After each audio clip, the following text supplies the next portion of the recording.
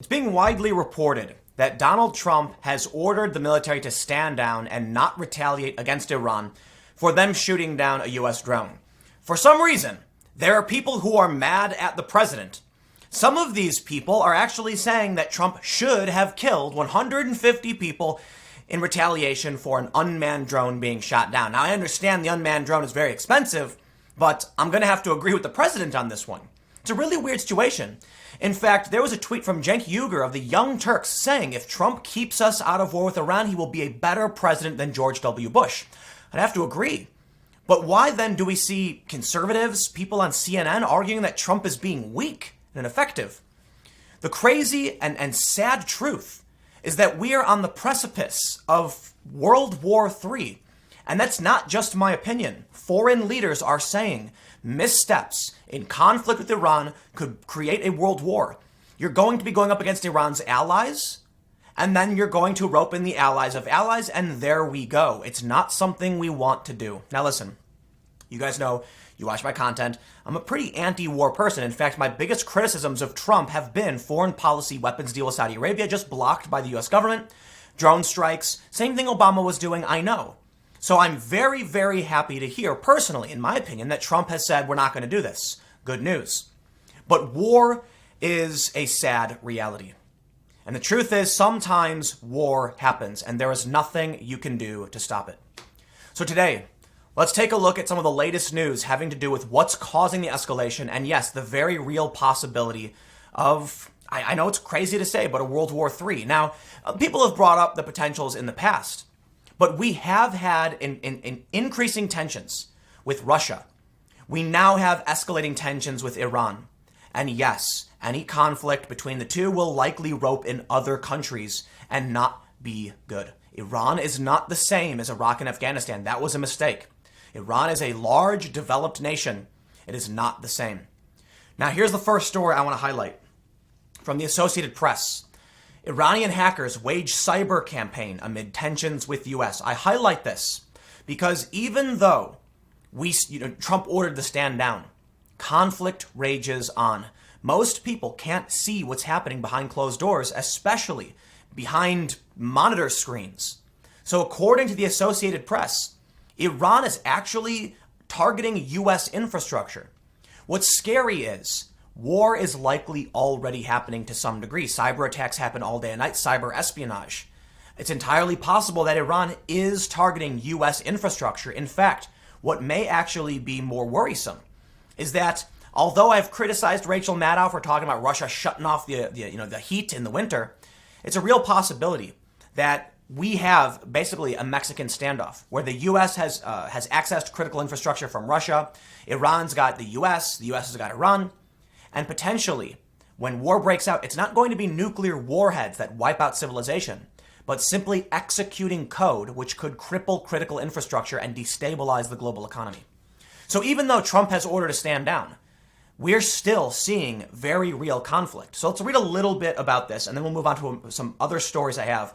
And I want to highlight one story about a foreign leader, I believe it was Malaysia, saying this could be the doorstep of World War III. I don't want to be hyperbolic. I don't want to act like the end is coming. But I invoke the idea of a world war to remind everybody the image of what could truly come if we escalate these tensions.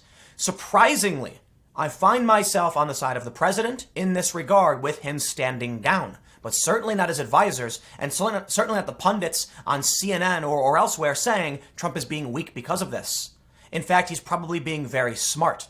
Some people are saying, well, Trump ordered the strike in the first place, then good on him for reconsidering when he realized not only would it result in a massive loss of life, but it would dramatically escalate international tensions. We cannot afford this. Iran has increased its offensive cyber attacks against the U.S. government and critical infrastructure as tensions have grown between the two nations, cybersecurity firms say. In recent weeks, hackers believed to be working for the Iranian government have targeted U.S. government agencies as well as sectors of the economy, including oil and gas, sending waves of spear phishing emails, according to representatives of cybersecurity companies CrowdStrike and FireEye, which regularly track such activity. I highlight this story for two reasons before moving on. One, because it's very easy for them to attack our infrastructure and cause us serious damage. In fact, we just saw a refinery blow up in Philadelphia. Do I think that was a foreign cyber attack? I don't. But to be honest, if it was, would we really even know? These kinds of attacks are extremely easy to pull off. And I mean easy in a relative sense. When you're talking about the Iranian government, the Russians, when you're talking about any nation that would be at odds with the US, the amount of resources required, it's actually relatively low. You find an exploit, no one knows about it, and you can do very dangerous things. When I was working for Vice, we did a documentary. I don't know if we ever actually did anything with it, but we did several interviews with people showing how you can, from 40 miles away using a drone, send a signal to detonate a refinery. And now we're at a point where there was a massive refinery explosion. Again, I'm not saying it's related. I'm using that as an example of what a cyber attack could really do, and to also highlight that you won't know what's behind it. The reason I'm bringing this up before we move on is that sometimes war is inevitable. It really is. We don't know what form the attack will take, but even though Trump stood down, it doesn't mean Iran will. Whether or not you believe the tankers, the oil tankers that were attacked, or that were attacked by something, were attacked by Iran, whether or not you believe the U.S. drone was in or not in Iranian airspace, none of that matters. For all we know, Trump called back the physical strike, but something's going on in the back end. Maybe the U.S. is targeting I'd be surprised if the U.S. wasn't targeting Iran. This is an example of how, even if Trump stands down, war is still likely. And this is truly terrifying, that there's some things you can't do. The next story I have is from NBC. It says, Obama others warned Trump that pulling out of Iran nuke deal could lead to war. Obama said in 2015, the choice we face is ultimately between diplomacy or some form of war. Well, obviously, I think it's interesting that that's the quote they pull up because it's just common sense. Either you have diplomacy or you have war. What else do you have? Just nothing, no communications? But I bring this up not to support or, to agree or disagree with what Obama said, but to highlight that the conversation has been going on for years, since 2015. In fact, Obama likely did the deal with Iran to avoid some kind of escalation.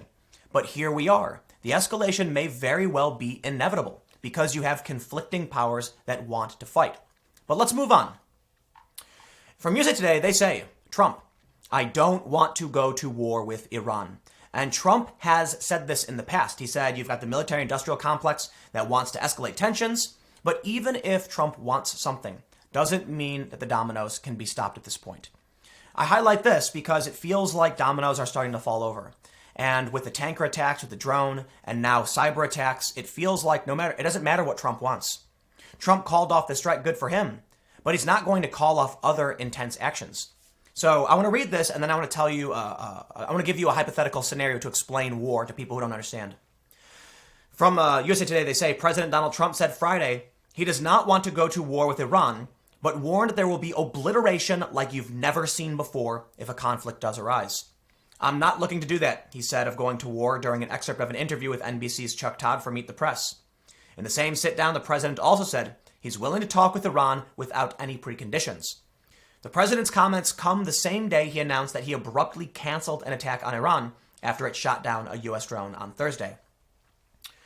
Trump has said in no uncertain terms, we will rain down fire and fury on our enemies. It doesn't matter if he wants to or doesn't. It doesn't matter what you think or what we don't think. And I'll explain to you why before we move on to the next statements about potential World War III. I want you to do something right now. I want you to imagine you're in the middle of nowhere, in the woods. You have a small bag of food, a small little, canteen of water, and you have a rifle.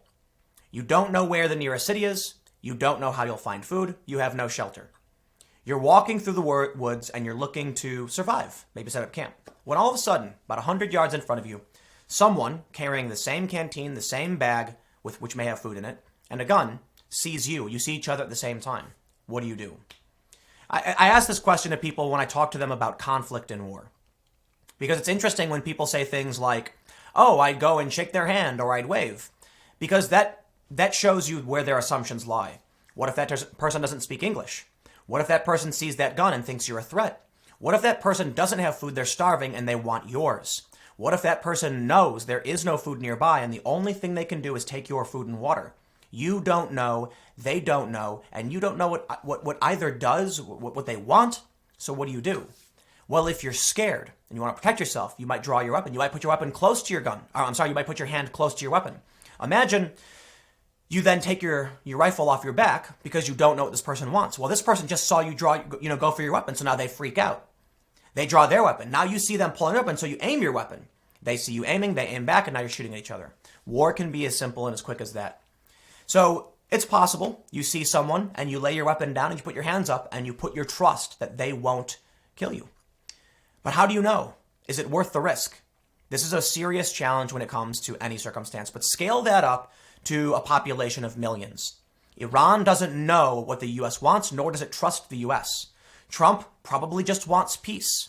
Special interests want war to sell weapons. What do you do, and how do you solve this problem? I oppose war, but I recognize sometimes there is nothing you can do to prevent a fight. I have seen a lot of silly, inane comments from people who are saying Trump's being weak on this. No, Trump was right.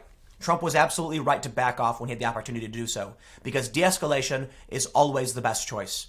It is better that we take a downed drone and we do not go to war, lest we see the true consequence of what really happens. In this story from CNBC just earlier today, miscalculations in US-Iran conflict could lead to a world war, says Malaysia's Mahathir. The United States is provoking Iran, and growing risk of miscalculation could lead to a world war, according to Malaysia's Prime Minister, Mahathir Mohamad. I think as far as I can see, it is America which is making all the provocation. First, they withdrew from the nuclear treaty, and now they're sending warships to the Gulf and doing things that will provoke Iran, he told CNBC in Bangkok, Thailand, where Asian leaders were gathered for the Association of Southeast Asian Nations Summit. Tensions between the US and Iran tested new highs on Thursday when Tehran shot down an unmanned American military spy drone. The shooting of the drone prompted US President Trump to approve military strikes on several Iranian targets, but he abruptly called off the attacks late Thursday. The president said he withdrew the plan because he believed the loss of life, estimated to be about 150 people, would have been disproportionate to the downing of an unmanned drone. I am in no hurry, Trump said on Twitter Friday. Our military is rebuilt, new, and ready to go. I'll say this. Trump made the right call in canceling the strike, but he did order it in the first place. It's entirely possible that Trump is doing essentially a game of chicken. Maybe Trump never had any intention of striking the targets, but wanted U.S. military assets heading in that area as a threat. We really don't know. What I can say, though, is amidst all of these conversations and speculation about what's really happening, we have stories breaking that tell us Iran is attacking us in some capacity. They really are. Whether you want to trust the Associated Press or not, I don't know what to tell you. Imagine yourself in the woods. Who do you believe? Let's expand that scenario. You're standing there and you see someone in the distance, and now some guy walks up to your side and whispers in your ear, that guy's loading his weapon. That guy's going to attack you. That guy is attacking you. That's the guy that attacked you before. What do? Do you believe them? Do you distrust them? I don't know the answer. And that's why I feel like sometimes conflict is inevitable, and I don't know what you can do to stop it. I'd prefer the answer. I'd prefer the real solutions. I'd prefer something that we can say definitively. But I will say, on its surface, no conspiracies here. Just all we know is Trump said do it, then he said don't do it. It's a bad idea, and that was the right move. But I think it's going to happen soon. I think they've been planning it for years. We saw a segment on Tucker Carlson where he showed a clip of John Bolton saying, we will be celebrating in Tehran, reminiscent of the calls they made during just before the Iraq War. This has been a long time coming. Activists have seen it. And now you've got Tucker Carlson on Fox News saying this is a stupid decision. It's a bad idea. But these people have been planning it for a long time. So I think it'll happen. I do. And I think the missteps within will result in a growing global conflict beyond what we're seeing now. Do I really think there will be a World War III? Honestly, don't know. Because our infrastructure is controlled so much by digital technology, the internet, it might not be like something we've seen. It may be very different. It may be just a refinery blown up. We won't know. And we won't know who did what, but we will know our economy will take damage. It's hard to know exactly how this will play out, but I think something will happen. And according to the AP, it already is. They shot down a drone. Trump was prepared to do a strike. They're still attacking our infrastructure. Where this goes? War. Let me know what you think in the comments below. We'll keep the conversation going. This stuff kind of freaks me out. But I thought, we definitely want to make sure I'm talking about serious and important issues when something like this comes up. Look, the culture war is internal. It's domestic. I mean, it does affect the UK and other Western nations for sure, but this is beyond all of that. The arguments about feminists in bathrooms and whatever mean nothing in the face of what could truly be the absolute obliteration of, human civilization on the planet. I don't think the world will end. I think that, there's a waxing and a waning period for civilizations we've seen throughout history. Perhaps it will be a dark time. It'll be a dark age. There will be crippled infrastructure. People will starve and struggle. And then it will lead, in a few thousand years or hundreds of years to something different. What I do know is I can't see how we reconcile the growing tensions and conflict. Clearly, in response to the cyber war, we're going to see the U.S. retaliate. And it's all just an endless cycle of vengeance, back and forth. Fortunately, Trump stopped at least this one. Fortunately, he stopped this one here. But I think it's going to happen. I think it's going to be way worse.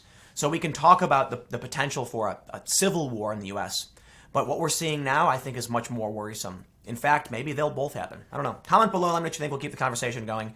Stick around. I got more videos coming up on my second channel, youtube.com/TimCastNews, starting at 6 p.m. The podcast every day at 6:30 p.m. Thanks for hanging out, and I will see you all next time.